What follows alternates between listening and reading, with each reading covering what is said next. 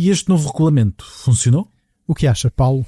Não serviu de muito. O que acha, Paulo? O que acha, Paulo? Que foi muito formal. Não, eu disse o que achas. Não, percebi o que acha. Eu também. Pois claro, por quem sois? Claro, ouça, não serviu de muito esta proposta.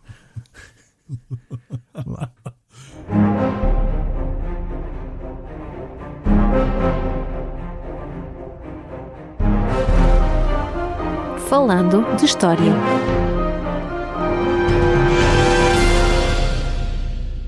Olá a todos e bem-vindos ao episódio 120 do podcast Falando de História. Eu sou o Paulo M. Dias e comigo está, como é hábito, o Rogério de Jesus. Esta semana vamos fazer uma longa viagem para ver como evolui um assunto que está, aliás, na ordem do dia e que, podemos até dizer que fez já correr muita água, neste caso até muito literalmente, porque vamos aqui falar sobre a história das cheias do Rio Mondego. Não é assim, Roger? Exatamente. Vamos falar do rio, da sua evolução nos últimos séculos e como as suas cheias foram um problema desde a Idade Média e que ainda hoje dá grandes dores de cabeça, enfim, como se viu recentemente. Por isso o episódio vai falar muito sobre a região de Coimbra e do Baixo Mondego e que é, claro, uma sugestão muito excelente para quem quiser visitar uma das melhores regiões do país, claro. Ora, espera aí.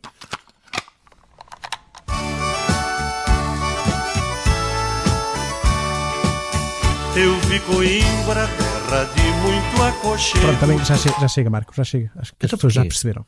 Quando se fala desta maneira, acho que isto é... É um incentivo ao turismo do centro, portanto Sim, aceitamos patrocínio. Acho mal, utilizamos pouco, eu até tinha ido buscar a cassete, enfim. Mas tudo bem, continuemos. Pronto, eu vou fingir que concordo com este bairrismo. Então, mas por onde começamos exatamente? Quais são os registros mais antigos de cheias no Mondego? Não, se calhar temos mesmo de começar por olhar para o Rio Mondego e para a sua bacia hidrográfica e por isso convém descrevê-la do ponto de vista geográfico. E se calhar até começamos como se fosse assim um documentário de outros tempos, enfim, como se diz, não é? Dos tempos da outra senhora.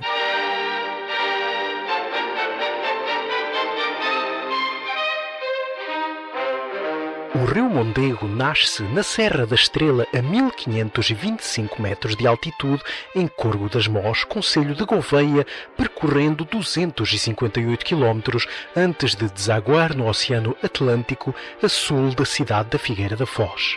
A bacia hidrográfica do Rio Mondego, com uma área de 6.645 km², está situada na região centro de Portugal, inserida entre as bacias dos rios Voga e Douro, a este e a norte, e as bacias dos rios Tejo e Lis, a sul. Os principais afluentes do Mondego são, na margem direita, o Rio Dão, a Ribeira de Mortágua e Rio Foja, e na margem esquerda os rios Alva, Ceira, Ega, Arunca e Pranto.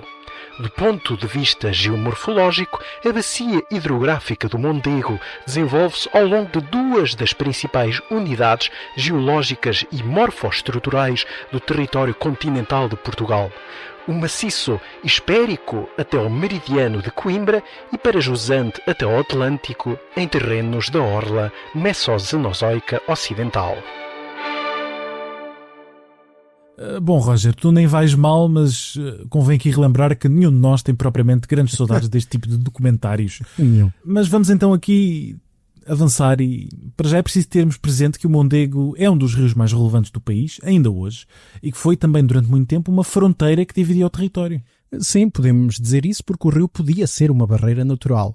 Só que o caudal do Rio Mondego sempre oscilou muito. No inverno podia ser torrencial e levar a cheias muito rápidas, mas no verão era muito fraco, permitindo perfeitamente a passagem a pé.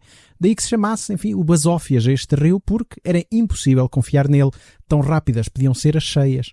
Claro que isto mudou muito nos últimos 50 anos, com a regularização do caudal a partir da construção de várias barragens, que nós, enfim, já falaremos depois.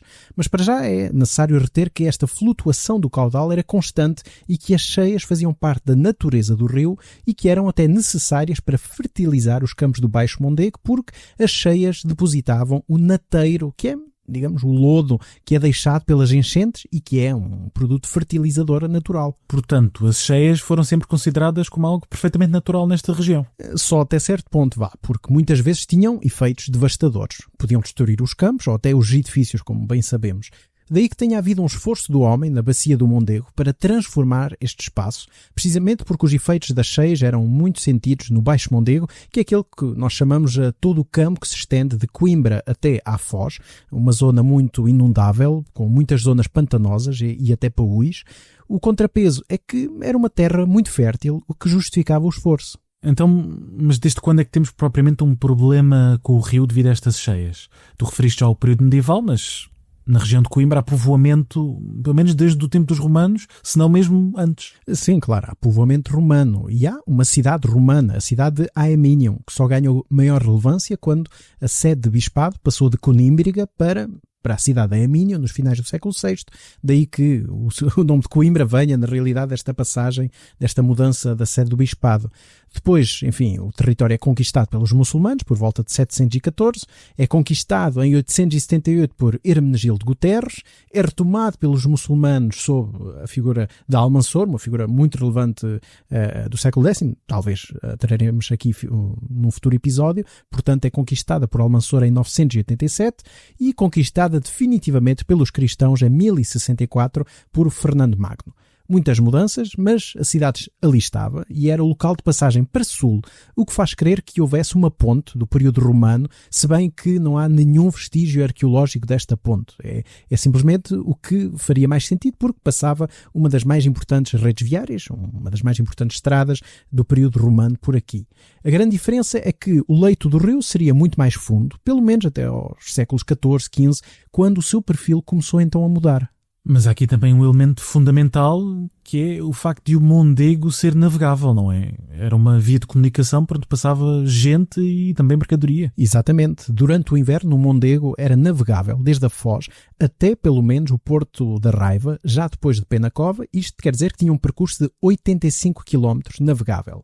E também quer dizer que chegavam produtos por via fluvial a Coimbra, quer da costa, quer do interior, e que existia uma ligação muito relevante, por exemplo, com Montemor, hoje em dia Montemor o Velho, que era, na Idade Média, um porto muito importante. Falar hoje de Montemor como um porto fluvial é uma ideia um bocado estranha, mas é verdade. Sim, claro. Então, mas se o Mondego é assim tão relevante e tão central, quando é que começamos a ter estes registros dos problemas provocados pelas cheias? Bem, antes de irmos aí, deixa-me só acrescentar 2 pontos. O primeiro é que o rio Mondego, de que estamos a falar, bem como a região do Baixo Mondego, é muito diferente do que era hoje, o que parece uma coisa, claro, muito básica de ser dita. Mas na realidade era mesmo muito diferente.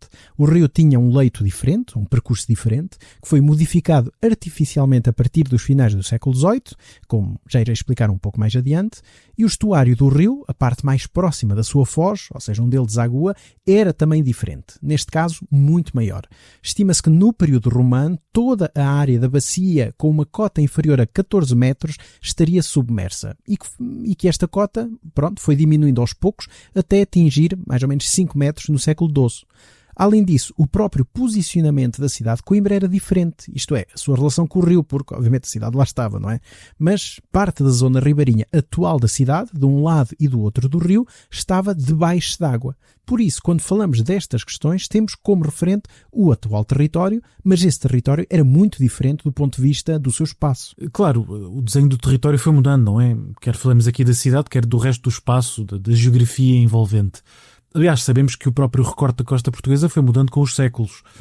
Mas, aqui em todo o caso, qual era exatamente o segundo ponto de que querias falar? Como eu disse, havia uma ponte romana a atravessar o Mondego, e o que sabemos é que Dom Afonso Henriques terá construído ou reconstruído esta mesma ponte, provavelmente por volta de 1131, ao mesmo tempo que começavam as obras para a construção do Mosteiro de Santa Cruz. Enfim, ainda há um debate se ele fez uma ponte nova ou se simplesmente reparou a ponte romana, mas um facto é que Coimbra ficou com uma ponte transitável em bom estado.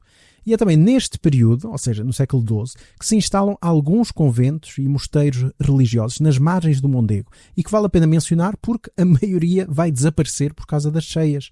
Na margem sul do Mondego, onde hoje é a zona que nós chamamos de Santa Clara, é o caso do convento de Santana, também chamado o convento de Celas da Ponte, onde hoje em dia é Praça da Canção, popularmente conhecido como Queimódromo, porque é onde se faz precisamente a queima das fitas.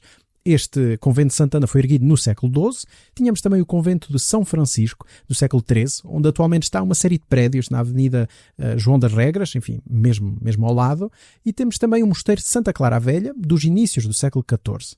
Data também do século XIII a construção do mosteiro São Domingos, na margem norte, nos arrabaldes da cidade, que também vai acabar por sofrer por causa do Mondego, bem como a colegiada de Santa Justa, do século XII, que se situava naquele que se chama hoje o Terreiro da Erva. Mas isto leva a uma pergunta que me parece bastante óbvia. Porquê colocar mosteiros, que eram edifícios tão monumentais, caríssimos de construir, em locais tão frágeis, pelo menos no que diz respeito às cheias? É que parece não fazer grande sentido, parece que estavam mesmo a pedir chuva. Pois, à primeira vista parece que não, mas faz sentido se pensarmos que naqueles séculos, 12 a 14, estamos a viver o chamado período quente medieval, ou a anomalia climática medieval, que terá durado entre o século IX e o século XIII, mais ou menos. Aliás, conforme nós falámos no nosso episódio 88, bem lá para trás, sobre a pequena idade do gelo. Portanto, isso quer dizer que o clima era diferente e não havia propriamente cheias que justificassem um receio e daí se construir os conventos precisamente onde estão ainda hoje. Exatamente. É que no século XIV começa a chamada pequena idade do gelo, com invernos mais frios, verões menos quentes e um crescimento dos glaciares. O que não quer dizer, claro, que não houvesse cheias. Nós sabemos que houve umas, por exemplo, no reinado de Dom Sancho I, ou seja, na transição dos séculos XII para o século XIII, e outras por volta de 1287, 1288, temos registro disso. Mas o século XIV coincide com as crescentes referências de cheias mais destrutivas. Em 1321 temos indicação de que a ponte sobre o Mondego já estava em mau estado e que a sede de Coimbra até oferece uma esmola à cidade, à Câmara Municipal de Coimbra, para as obras, e em 1331 temos uma crónica do Mosteiro de Santa Cruz que nos diz que houve, e aqui cito, a maior cheia que nunca foi depois de Noé, e que foi tão violenta que rebentou com 4 pilares da ponte, imagina, e inundou toda a cidade. Realmente deve ter sido um grande fenómeno para ficar registado dessa forma, não é? Não é à toa que se menciona o dilúvio e Noé. E nós só podemos imaginar como terá sido, não temos qualquer outra referência. Só que, paralelamente a estes fenómenos climáticos extremos, como chuvas torrenciais, há também um outro fator que vai ter um impacto muito grande no efeito das cheias, que é o progressivo assoreamento do rio, ou seja, a acumulação de areias e de terras trazidas pelo próprio Mondego. Mas este assoreamento que vai crescendo, como disseste, vai ter uma causa humana? Vai ter mão humana? Aí está uma questão muito interessante, porque os estudos revelam que sim, que a partir do século XII há um maior assoreamento por causa de um fenómeno que é o crescimento da população e das áreas cultivadas. Como nós sabemos, há um aumento demográfico a partir do século XII, que coincide com a criação do Reino de Portugal, e se leva a um aumento da área agrícola, a um maior arroteamento das terras, ou seja, que estas sejam limpas de mato, de floresta, que estejam preparadas para cultivo. Isto, sobretudo, a montante de Coimbra, ou seja, acima de Coimbra, no sentido do rio, há uma grande área de encosta que é desflorestada precisamente para arrotear a terra. E isso vai levar, aos poucos, a um maior assoreamento do rio, tal como acontece hoje. Usa-se também o fogo controlado para limpar mato e criar áreas de cultivo de pastorícia, por exemplo. E isto acaba por ter um efeito de bola de neve. E claro, porque uma coisa leva à outra. A erosão do solo facilita as enxurradas de água e as cheias começam, por isso, a ser mais frequentes. É isso mesmo. E é a partir do século XV que a coisa piora muito e que passamos a ter muita documentação que revela como o rio assoreou de tal maneira que, em 1457, a Câmara de Coimbra informou o rei Dom Afonso V de que a ponte estava, e aqui cito o documento, em ponto de se vir a terra por míngua de não ser reparada. Ou seja, falta de manutenção. Um clássico no que diz respeito aos bens públicos, não é? Por isso, o rei ordenou que a ponte fosse reparada. Mas logo em 1464, Dom Afonso V proibiu que se deitasse fogo às encostas até 1 légua da distância do rio, desde Ceia até Coimbra, o que se fazia, diz o documento, desde tempos antigos. E isso só piorava a situação. E adivinha, achas que isto foi cumprido? Conhecendo a documentação medieval e o país em que vivemos, obviamente que não. Claro que não.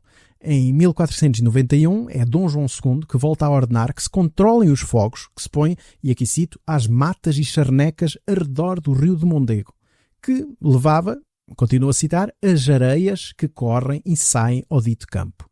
E por isso Dom João II nomeava um coteiro para vigiar toda esta questão. mas nada feito. Em 1504 é o rei Dom Manuel que ordenava a mesma coisa, mas foi este mesmo rei que fez uma série de reformas muito importantes. A primeira foi resolver a questão da ponte, porque a documentação leva-nos a crer que o assoreamento já era tanto que a água chegava quase ao tabuleiro e que galgava mesmo a ponte durante as cheias. E, portanto, mandou fazer uma ponte nova. Sim, que foi construída entre 1511 e 1513, muito provavelmente sob direção ou sob o desenho de Boitaca e de Mateus Fernandes, duas figuras, dois mestres da construção deste período, mas esta ponte era bem mais alta. Estima-se que esta foi erguida 5 metros acima da Ponte Afonsina. Há alguns estudos que revelam que pode ter aproveitado parte do tabuleiro original, quer fosse romano, quer fosse do período de Dom Afonso Henriques, mas efetivamente há uma nova ponte reconstruída e teria 300 metros de comprimento e cerca de 6 metros de largura. Portanto, era uma senhora ponte. Sem dúvida. E que do lado da cidade terminava numa torre, a famosa Torre da Portagem, e do outro lado prosseguia por o que é hoje Santa Clara. Já no reinado de Dom Sebastião, em 1568, a ponte ganhou um acrescento, uma rotunda, lá está, no lado de Santa Clara, chamado o Ó da Ponte, que dava acesso ao rio através de umas rampas, o que permitia a carga e a descarga de mantimentos, por exemplo.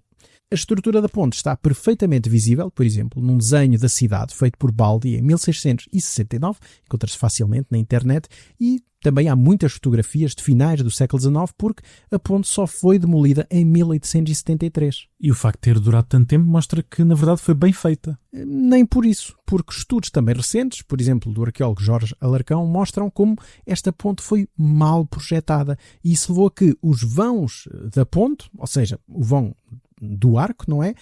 Estes vãos fossem muito pequenos para a sua dimensão, o que quer dizer que a ponte funcionou como uma barragem acumulando cada vez mais areia. Ou seja, esta ponte manuelina acabou por ser também ela motivo de assoreamento do Mondego, mas aqui já mesmo em frente à cidade de Coimbra. E este assoreamento permitiu cheias cada vez mais frequentes e rigorosas. E isso fez-se notar nos mosteiros que estavam nas margens do rio, que muitas vezes ficavam verdadeiras ilhas, completamente isolados. Por exemplo, São Domingos, na margem norte, que eu já falei, foi abandonado em 1540 e o novo convento de São Domingos abriu na Rua da Sofia em 1546 e hoje o que sobra dele é um caso muito curioso do ponto de vista urbano, que é o centro comercial da Rua da Sofia. Qualquer pessoa que entrar neste centro comercial vai perceber ainda um pouco a estrutura do que era o antigo convento de São Domingos. O convento de Santana foi abandonado em 1561, foi construído um novo perto da Alta em 1610, onde está atualmente a Brigada de Intervenção. Por sua vez, o convento de São Francisco só foi abandonado em 1604, apesar da água das cheias rebentar muitas vezes com a cerca do convento, e foi construído o novo convento de São Francisco mais acima, nos anos seguintes, e hoje em dia é um dos principais equipamentos culturais da cidade de Coimbra, e Santa Clara foi abandonada finalmente em 1677, passando a ser Santa Clara a Velha, depois da mudança para Santa Clara a Nova, construído mais acima, enfim. O mosteiro continua ainda hoje a ser parte de património, claro, e a ter uma função religiosa. O antigo mosteiro de Santa Clara a Velha é o único que resiste atualmente, como a memória destes conventos medievais que foram sendo engolidos pelas águas do Mondego. Portanto, os séculos XVI e XVII vão ser centrais nesta relação entre a cidade e o próprio rio. Sim, e por vários motivos. Um deles foi a construção da nova ponte, apesar, lá está, dos seus problemas estruturais. Outro foi a instalação da universidade em 1537, o que poderá ter levado a uma desflorestação ainda maior na região envolvente da cidade, porque, como podes imaginar, era necessário muita madeira para construir os novos colégios na recém-aberta Rua da Sofia e, claro, para o crescimento da cidade a partir dessa altura. Ora, como já estabelecemos anteriormente, menos floresta, mais erosão, mais enxurradas, mais cheias e mais assoreamento. Diga-se, em jeito de curiosidade, que isto quer dizer que havia muitos bancos de areia ou muitas ilhotas em frente à cidade, sobretudo no verão. E era nessas ilhotas que eram queimados os condenados da Inquisição, ou seja, fora do espaço central da cidade e no local já considerado fora do aglomerado urbano, mas lá está, visível. Portanto, nesses bancos de areias, nessas ilhas do Mondego, em frente à cidade, acabava a vida daqueles condenados pelo Tribunal do Santo Ofício.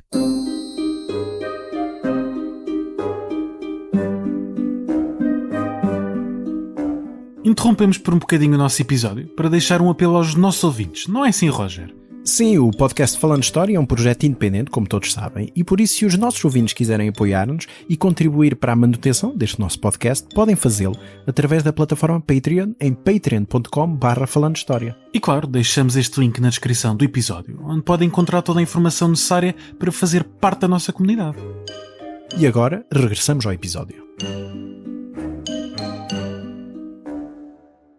Bom, já aqui vimos um bocadinho das razões que levam ao assoreamento do Mondego até ao século XVI e também esta procura de soluções, mas imagino que a questão não tinha ficado por aqui, até porque disseste que Dom Manuel fez algumas reformas importantes, mas só falaste propriamente da ponte.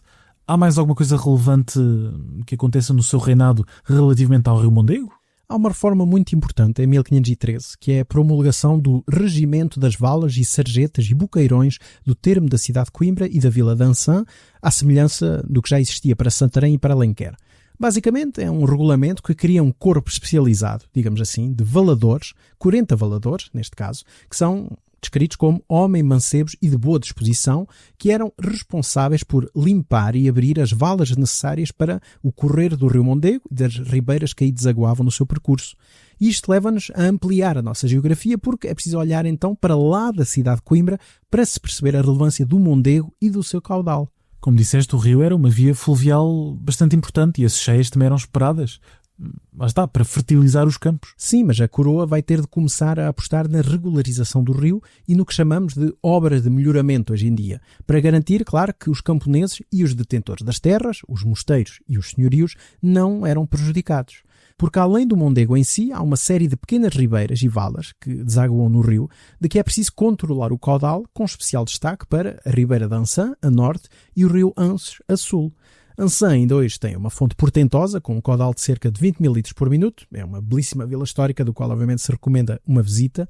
E nos finais da Idade Média, o mosteiro de Santa Cruz tinha muitos problemas com as suas propriedades a sul do concelho de Ançã, porque a água era tanta que acabava por entrar com toda a força, sem qualquer regulação, pelos campos de Tentugal, que eram terras da coroa, e posteriormente parte do Ducado de Coimbra. Portanto, a coroa tentou intervir nesta situação. Claro, determinou-se que os detentores de terras tinham de cuidar das valas e abrir as testeiras, como se dizia, para fazer correr a água.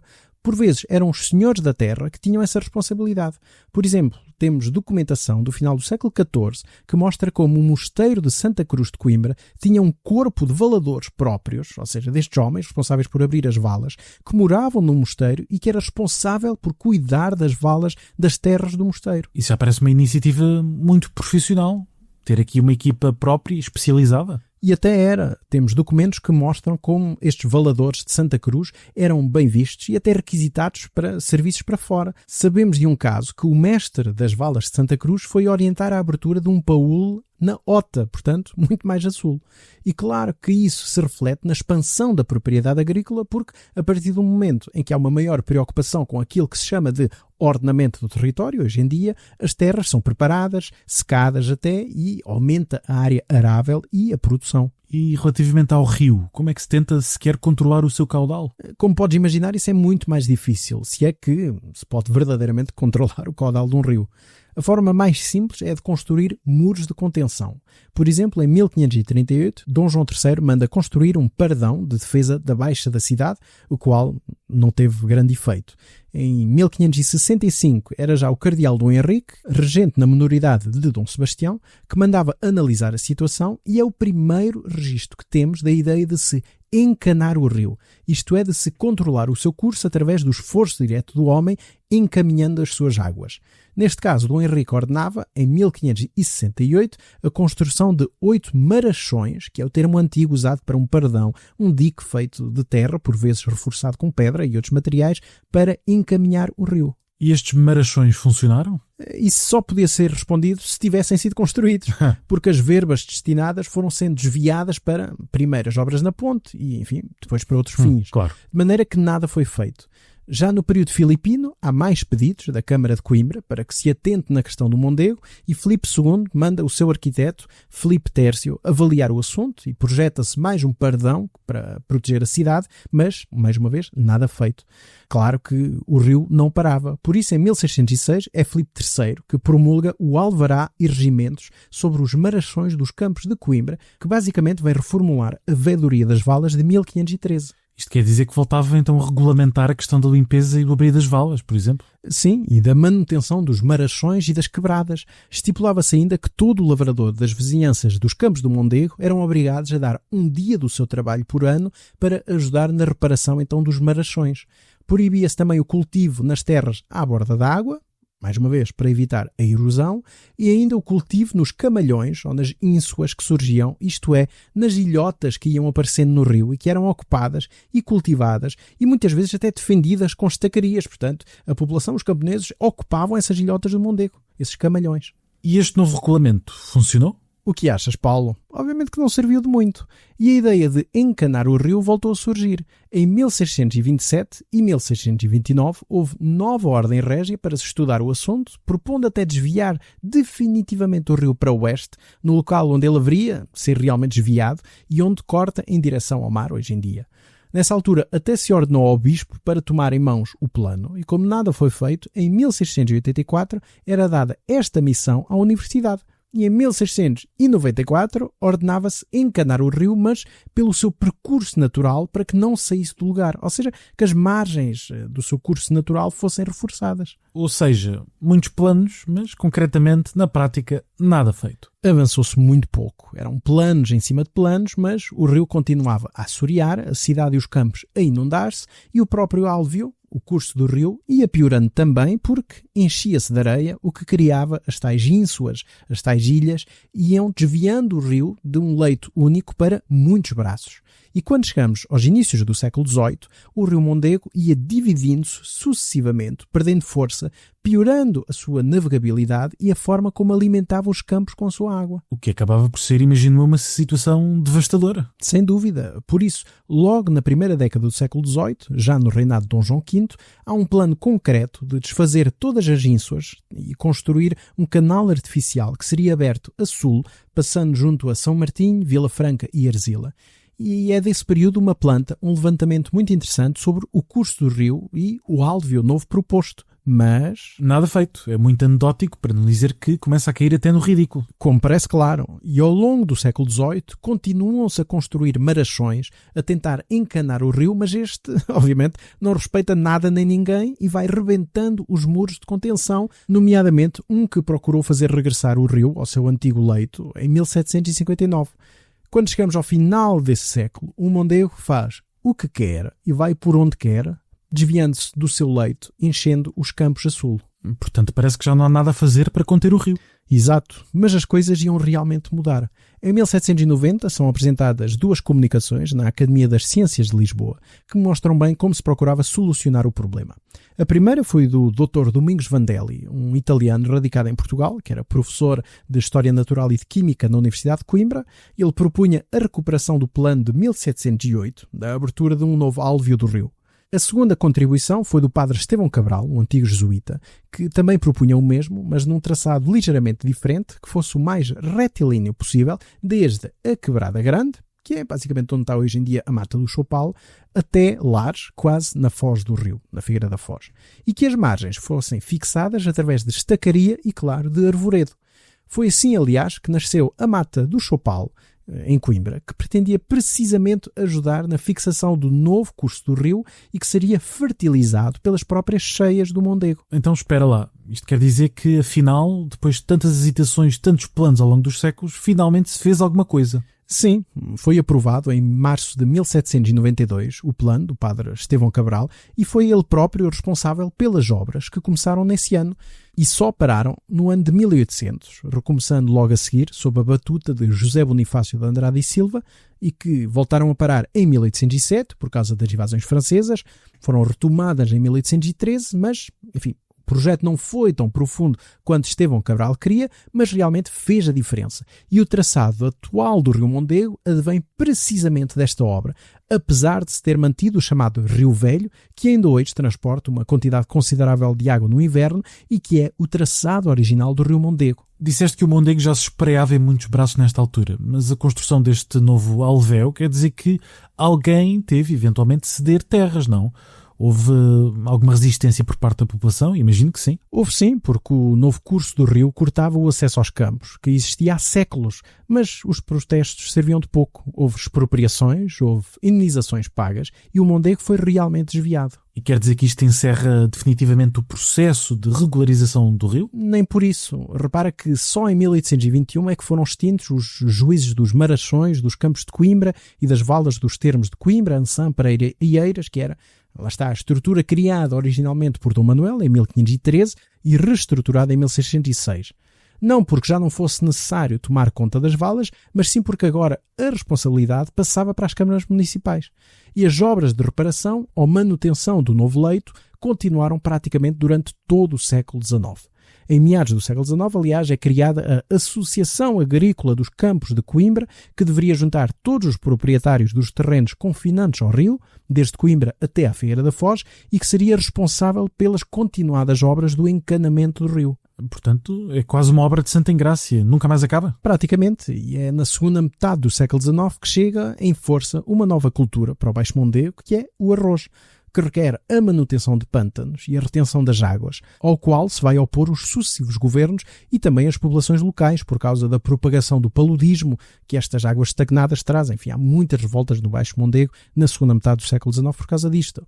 Continuaram-se a fazer grandes planos, como os do engenheiro Adolfo Loureiro, nas décadas de 1870 e 80, que previa a construção de um canal artificial paralelo ao rio para irrigar os campos, controlar as cheias e até para repor a qualidade da navegação do rio, mas, enfim, nada feito, apesar da abertura da Vala Real do Norte, por exemplo, por volta desse período, a norte do Rio Velho. Enfim, depois disso, é preciso saltar 3 décadas para o Rio Mondego entrar novamente na ordem do dia. Já durante a Primeira República? Sim, porque em 1919 é criada a Junta do Rio Mondego, enfim, que é rapidamente abolida em 1927. E é o Estado Novo que vai ser responsável pelas maiores obras de vulto, o que se poderá até enquadrar nas políticas de obras públicas da ditadura e até de ordenamento do território para melhorar as questões agrícolas, o que vai dar origem a vários projetos, alguns deles até em paralelo. Temos em 1937 uma proposta e um maior em 1940, sob a alçada da Junta Autónoma de Obras de Hidráulica Agrícola. Este plano maior de 1940 previa a construção de 4 barragens, uma em Coimbra e as outras a montante, em cada afluente do Mondego, no Dão, no Alva e no Ceira.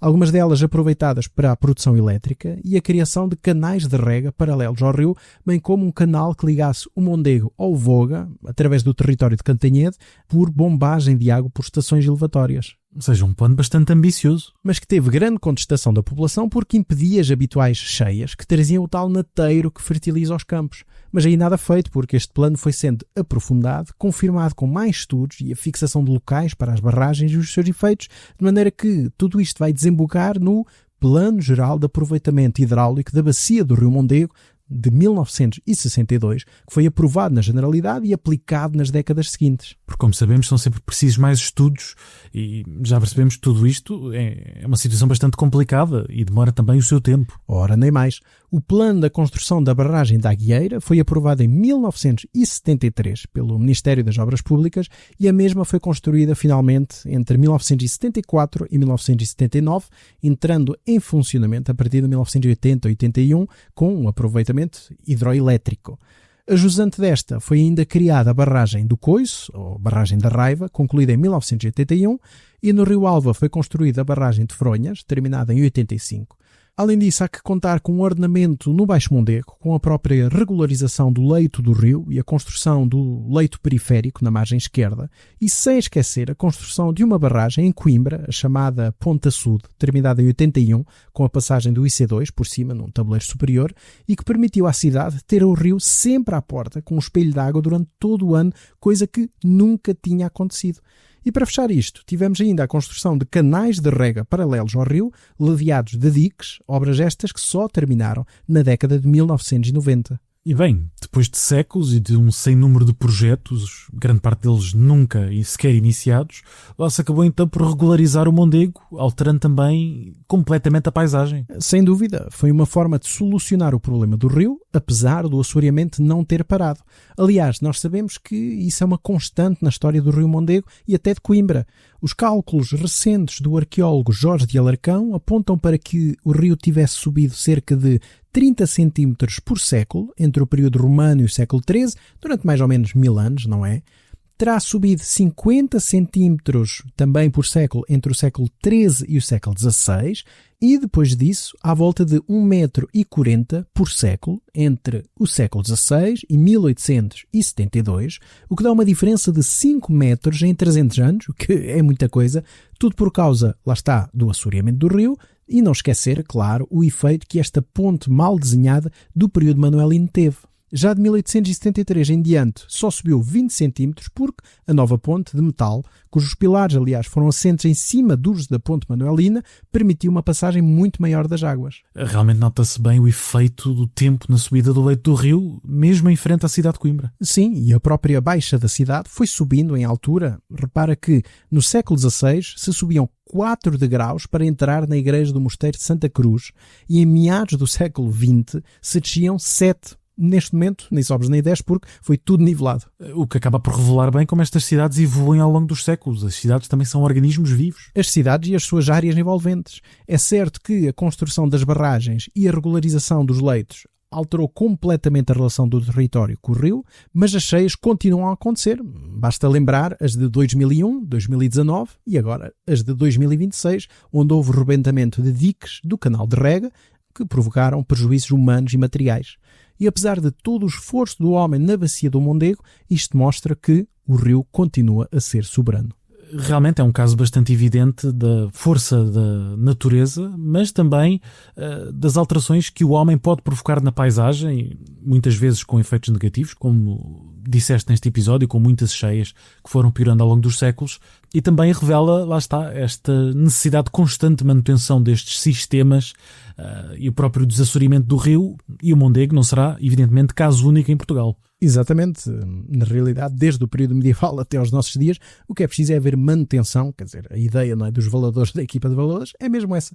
É porque todos os anos o rio e os seus afluentes têm que ser mantidos, têm que ser ordenados e, obviamente, se há um desleixo, haverá consequências gravíssimas. Como curiosidade final, nós às vezes também falamos aqui da origem de certos nomes. Portanto, qual é a origem do nome do rio Mondego? Olha, já agora, é uma boa curiosidade, e de acordo com José Pedro Machado, no seu dicionário etimológico, Mondego vem do latim mondecus, que deriva de monda, ou de munda, como aparece já na obra de Plínio, na sua História Natural, do século I depois de Cristo, e esta palavra, obviamente, é de origem pré-romana. Originalmente, mondecus seria um adjetivo aplicado a uma divindade fluvial, e depois seria o nome dessa própria divindade, Mondecos. Portanto, vem daí. Nós sabemos que os árabes depois chamaram o Mondego Mondique, como aparece na documentação desse período, e nos diplomas medievais, nos nossos arquivos, o Mondego aparece sob 3 formas, como Mondeco, Mundeco ou, lá está, como Mondego. E já agora, eu como antigo estudante de Coimbra e também residente da região, tal como tu, Roger, eu vejo-me na obrigação de lembrar mais 2 curiosidades só por causa de coisas que falaste. A Rua da Sofia, de que falaste, não se chama depois de uma Sofia, não se chama em consequência de homenagear uma Sofia, mas sim da sabedoria, Sofia de sabedoria, e surge precisamente com a instalação da Universidade em Coimbra. E também a expressão basófias, que utilizaste por causa do leito enganar, que era basófia, foi também a inspiração para o nome de uma embarcação turística que desde os anos 90 percorre ali a frente da cidade de Coimbra. É uma embarcação que teve problemas precisamente por causa do leito do rio e do assoreamento, portanto tem tido várias fases. E uma última ironia, mesmo muito recentemente, na última grande cheia do rio Mondego, o Basófias quase ficou destruído porque, apanhado naquelas correntes, foi encostado à parede que separa o rio da cidade. Portanto, quase acabou destruído nas últimas cheias do Mondego. Fica a sugestão para quando o Basófias regressar, uma belíssima volta para experienciar, não é, o Rio Mondego mesmo à volta da cidade de Coimbra. Muito bem. E sugestões de leitura para quem quiser saber um bocadinho mais sobre o Mondego, a sua história e todos estes planos, alguns concretizados, outros que nunca saíram do papel para regular estas cheias? Desta vez trago 3 sugestões, normalmente são 2, desta vez faço batota e trago 3. A primeira é o livro, aliás, a tese de licenciatura do geógrafo Alfredo Fernandes Martins, chamado O Esforço do Homem na Bacia do Mondego, ensaio geográfico, publicado em 1940. É um belíssimo livro e hoje em dia está disponível online, a imprensa da Universidade digitalizou e tem para qualquer pessoa que queira ver. É um estudo geográfico sobre o Mondego, portanto, desde não só os seus aspectos geográficos mesmo, portanto, por onde passa, mas sobre tudo o que gira à volta do Mondego. É um belíssimo estudo que ainda hoje, quase 100 anos depois, se recomenda vivamente a sua leitura.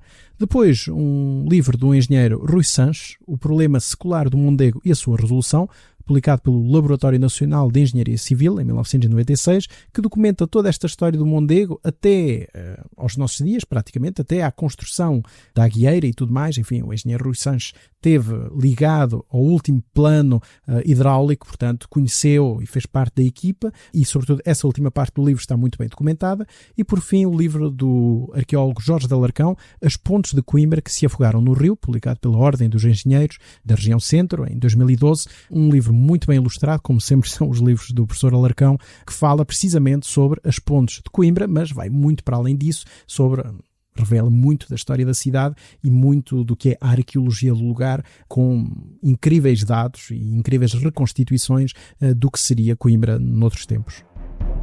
E por hoje é tudo neste nosso episódio 120 do podcast Falando História. Já sabem, se quiserem contactar-nos, podem fazê-lo através do nosso e-mail em falandohistoriapodcast@gmail.com e se desejarem apoiar-nos nesta nossa aventura, podem fazê-lo através da plataforma Patreon. Como é habitual, o link fica na descrição deste episódio. A edição, como é hábito, foi de Marco António. Vemo-nos para a semana. Até à próxima. Até à próxima. Falando de História.